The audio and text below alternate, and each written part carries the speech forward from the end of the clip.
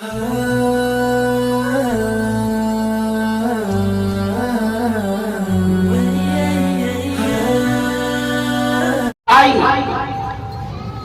ہندوستان میں جب انگریز آیا تو انگریز کے آنے کے بعد جو یہاں سے مسلمانوں کی حکومت چھینی تو یہاں کے لوگوں نے یہ سوچا اور یہاں کے ہمارے علماء نے یہاں کے ہمارے بڑوں نے یہ نہیں سوچا کہ حکومت چلی گئی لہذا ہم ہاتھ پہ ہاتھ دھر کر کے بیٹھ جائیں. آج ہم ہاتھ پہ ہاتھ دھر کر کے بیٹھ جائیں. ہم بھی اپنی جان بچانے کے لیے جو ہے جنگلوں میں چلے جائیں, جان بچانے کے لیے پہاڑوں میں چلے جائیں, جان بچانے کے لیے کسی دور دراز علاقوں میں چلے جائیں. ہندوستان میں جب انگریز نے قدم رکھا اسی وقت سے لے کر کے ہمارے بزرگوں نے, ہمارے علماء نے, ہمارے پرکھوں نے, ہمارے آباء و اجداد نے اس کے خلاف جو ہے اس کے خلاف پرچم بلند کیا اور یہ کوششیں کی کہ ہماری حکومت پاس چلی گئی ہو, ہمارے سے حکومت اقتدار پاس چھن گیا ہو, ہمارے عہدے, ہمارے منصب ہمارے سے اگرچہ چھین لیے گئے ہو, لیکن ہمیں کوشش کرنی ہے اپنے ساتھ ساتھ اپنے آنے والے نسلوں کی بھی ایمان کی حفاظت کرنی ہے. اور انہوں نے پھر یہ کام کیا کہ اپنی نسلوں کی حفاظت کے لیے مدارس کا قیام کیا, مساجد کا قیام کیا, مکاتب کا قیام کیا, جگہ جگہ لے کر کے درسگاہ لگائے, کسی نے پیڑ کے نیچے لگائی تو کسی نے درخت کے پاس لگائی تو کسی نے کسی ایک کوٹھی میں لگائی, کسی نے کہیں جا کر کے لگائی, حتیٰ کہ سب نے اس بات کا ارادہ کیا اپنے نسلوں کے ایمان کی حفاظت کس طرح کی جائے تو اس طرح کی جائے کہ مدارس قائم کیے جائیں, مکاتب قائم کیے جائیں, مساجد قائم کیے جائیں. اسی لیے میرے بھائیوں, میرے مسلمان دوستو, یہ بات ڈنکے کی چوٹ پر کہی جا سکتی ہے, کہی جا سکتی ہے کہ آج اگر ہمارے سروں پر ٹوپیاں ہیں, آج اگر ہمارے چہروں پر داڑھیاں ہیں, آج اگر ہمارے سروں پر پگڑیاں ہیں, آج اگر ہم ہندوستان میں آزادی کے ساتھ نماز پڑھ رہے ہیں, زکات دے رہے ہیں, حج کے لیے جا رہے ہیں, اپنے سارے اعمال کر رہے ہیں, تو یہ دین ہے ہمارے ان علماء اور بزرگوں کی جنہوں نے اپنے خون جگر سے سینچ کر کے اپنے نسلوں کی ایمان کے لیے اپنا مٹنا گوارا کیا, لیکن نسلوں کے ایمان کے حفاظت کے لیے مدارس قائم کرتے چلے گئے. اس لیے آپ سے ایک گزارش, آخر میں ایک گزارش کرتا ہوں, میرے مسلمان بھائیوں اور مسلمان بھائیوں, ایک بات یاد رکھو, جس علاقے میں مسلمانوں کو نماز پڑھنے کی آزادی ہو, کوئی دقت نہ ہو اور مسلمان وہاں نماز نہ پڑھے, جس جگہ مسلمانوں کو داڑھی رکھنے کی آزادی ہو اور وہاں مسلمان داڑھی نہ رکھے, جس جگہ مسلمانوں کو زکات دینے کی اجازت ہو اور وہ وہاں زکات دینے سے انکار کرے اور زکات ادا نہ کرے, اگر جہاں کا مسلمان, جس علاقے کا مسلمان قرآن پڑھ سکتا ہو اور لیکن وہ قرآن نہ پڑھے, جس علاقے کا مسلمان مکاتب قائم کر سکتا ہو لیکن مکاتب قائم نہ کرے, جس جگہ کا مسلمان اذان پڑھ سکتا ہو لیکن وہ اذان نہ پڑھے, جس جگہ کا مسلمان قرآن پڑھ سکتا ہو یا قرآن پڑھا سکتا ہو لیکن قرآن نہ پڑھے, رب کعبہ کی قسم ہے اللہ رب العزت اس جگہ پر حالات بدل دیتے ہیں, اور حالات یہ بدل دیتے ہیں کہ وہاں پھر اگر تم کرنا بھی چاہو گے تو نہیں کر سکو گے, بعد میں جب کرنا بھی چاہو گے تو نہیں کر سکو گے. اس لیے کہ اللہ تعالیٰ نے کہتا ہے کہ جب آزادی کے دور میں تم نے نمازیں نہیں پڑھی, جب آزادی کے دور میں جب تم قرآن پڑھ سکتے تھے تم نے قرآن نہیں پڑھا, جب تم آسانی کے دور میں مکاتب قائم کر سکتے تھے, اپنے نسلوں کی ایمان کی حفاظت کر سکتے تھے, اس وقت تم نے یہ کام انجام نہیں دیا. جب تم مدارس میں اور جو اچھے نظام کے ذریعے سے اپنے بچوں کی تربیت کر سکتے تھے, تم نے اپنے بچے وہاں مدارس میں داخل نہیں کرائے, تو یاد رکھو اب تمہاری عمر ایسے حالات آئیں گے کہ تم کرنا بھی چاہو گے نہیں کر سکو گے, تم نماز پڑھنا چاہو گے لیکن نماز نہیں پڑھ سکو گے, قرآن پڑھنا چاہو گے تو نہیں پڑھ سکو گے. اور یہ حالات جیسے اسپین میں آئے یہاں بھی آ سکتے ہیں اور آگے میں نے کہا آ گئے, کہاں سو رہے آج ہمارے مسلمان بھائی, آج سب جو ہے صرف کیلے کی ٹھلی میں رہ گئے, کھوکا بیڑی کا کھوکا میں رہ گئے, آج صرف تمہارے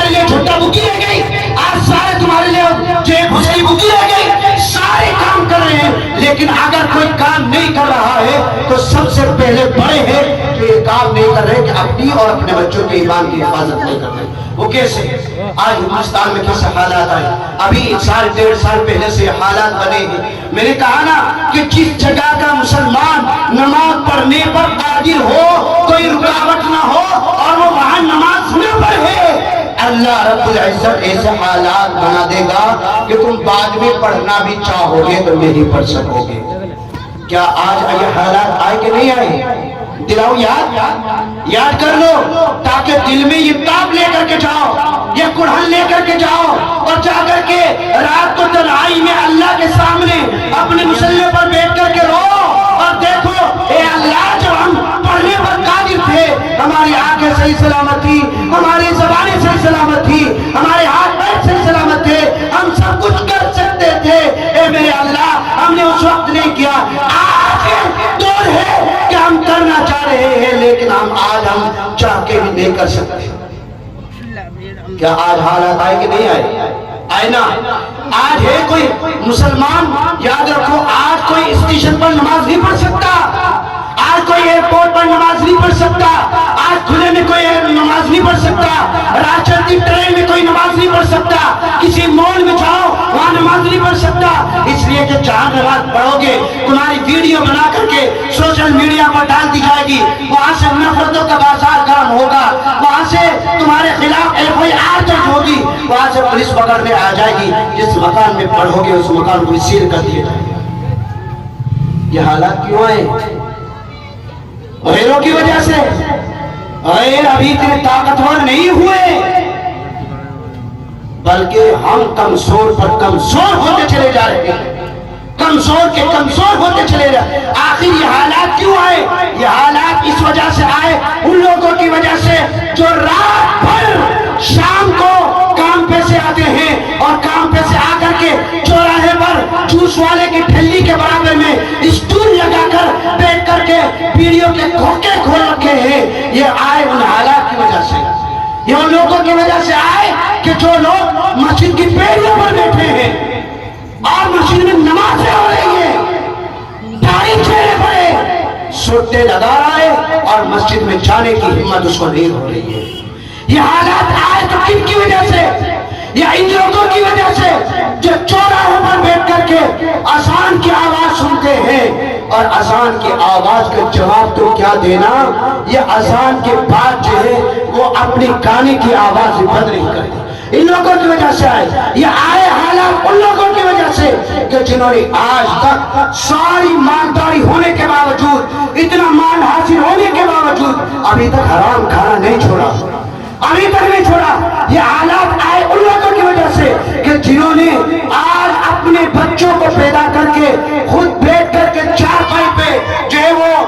روٹی کر پڑ رہا ہے اور جو ہے وہاں بچوں کو بھیج دیا ہے لالا کے پاس، جاؤ 1100 روپے کما کے لائیو اور 1500 روپے کما کے لائیو، 3000 روپے کما کے لائیو. بیڑی کے کھوکے میں لگا دیا، چائے کے کھوکے میں لگا دیا. ارے اولاد کی پیدا کی تھی تو اس وجہ سے کی تھی کہ تم جو ہے ان سے یہ کام کرواؤ گے. یہ حالات ان کی وجہ سے. اس لیے میرے بھائیوں، میرے دوستوں، بات تو بہت ہے. میں جب خصوصاً یہاں جو ہے اپنے علاقے میں، خاص طور سے اپنے گھر کے علاقے میں یہ جو مطلب حالات دیکھتا ہوں، کبھی موقع ملتا ہے، اللہ تعالیٰ ان کو جزائے خیر دے، بڑے اصرار کے ساتھ انہوں نے کیا. ورنہ میں تو ابھی ایک ہفتہ بھی نہیں ہوا، ابھی گھر سے گیا تھا، لیکن پھر بھی مجھے ان کے اصرار پر آنا پڑا. قاری صدر الزمان کے تو اس نے کہا کہ مطلب آنا ہی پڑے گا آپ کو، تو ہمیں آ گیا. اور اللہ تعالیٰ جزائے خیر دے کہ یہ جو علماء اتنے سارے بڑے بڑے جید علماء اتنے دور دراز سے سفر کر کے آئے ہیں. کیوں آئے ہیں؟ اس وجہ سے کہ اے میرے مسلمان بھائیوں، آج بھی ہوش میں آ جاؤ، آج بھی آ جاؤ. ابھی وقت ہے. ابھی اسپین کا دورہ ہندوستان میں نہیں ہوا ہے. اگر ہندوستان میں نعوذ باللہ ہو گیا تو پھر آج کا وہ دور ہے کہ ہم اپنے ایک ایمان بھی نہیں بچا سکتے. اس لیے ان ساری باتوں کو مد نظر رکھتے ہوئے ایک تو یہ سارا مجمع اس بات کا ارادہ کر لے، تہیہ کر لے، عہد کر لے کہ انشاءاللہ آج سے کوئی جتنے بڑے ہیں وہ سارے کے سارے نمازیں نہیں چھوڑیں گے انشاءاللہ. کہو بھائی انشاءاللہ زور سے، آج اٹھانے ہوئے زور سے کہو انشاءاللہ نماز نہیں چھوڑیں گے. گے انشاءاللہ۔ دوسری بات، اپنے جتنے بھی بچے ہیں سارے بچوں کو مدارس میں لگا دو، مکاتب میں لگا دو، اپنے محلے میں، اپنی گلی میں، اپنے کوچوں میں ایسے مکتب قائم کرو تاکہ ان کو اس مکتب میں رہ کر کے پتا چلے کہ ہم پیدا کیوں ہوئے، دنیا میں آئے کیوں، کیا صرف اس وجہ سے آئے کہ بس آئے کھائے چلے گئے، اس وجہ سے ان کو پتا چلے کہ مقصد زندگی کیا ہے۔ انشاءاللہ ارادہ کرتے ہیں کہ نہیں؟ انشاءاللہ سارے اپنے بچوں کو انشاءاللہ مکاتب میں، مدارس میں داخل کریں گے کہ نہیں؟ سب ارادہ کرتے ہیں؟ انشاءاللہ سب ارادہ کرو اور اس بات کا کہیے اور اس کی یہ ترتیب بناؤ۔ ایک آخری بات، آج ہمارے مسلمانوں